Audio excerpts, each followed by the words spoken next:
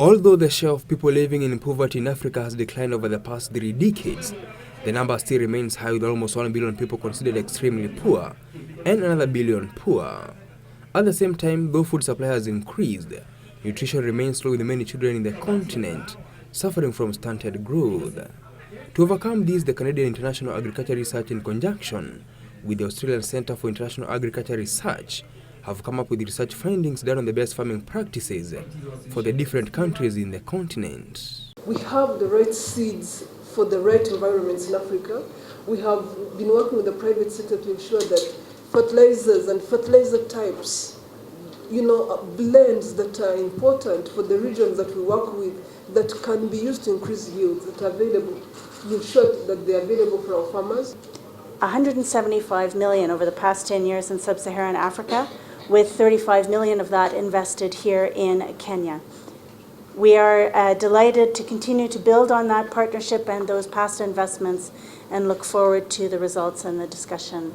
Some of the innovative farming practices that Kenya has been urged to adopt include growing bean varieties that have been selected for pre-cooking and take only 15 minutes to cook and are high yielding.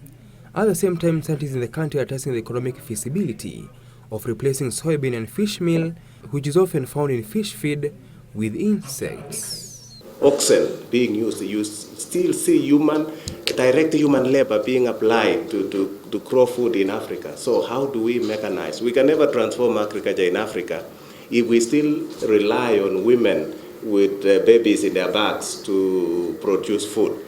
That is not the kind of transformation we are looking at. So we need to mechanize agriculture. And a bit to bring more youth into farming, leaders have been urged to intensify a food trade between fellow African countries to increase earnings from the sector. So if we don't do anything deliberately to start growing our sector so that the resources we send to buy other people's food, we use it to grow our economies, we use it to grow our farmers so that they can stop growing. Our farmers have the capacity to grow food. The question is, what is the incentive? So if we start turning that market around and ensure that it is the right incentives for our farmers and that is rightly connected, so that our farmers are connected into the markets that they need to be connected into. Other innovations that have been mooted include using solar tent dryer technology, which reduces microbial contamination of fish by up to 20 times compared to common sun drying techniques. Nicholas Ndwati, News Hour Business.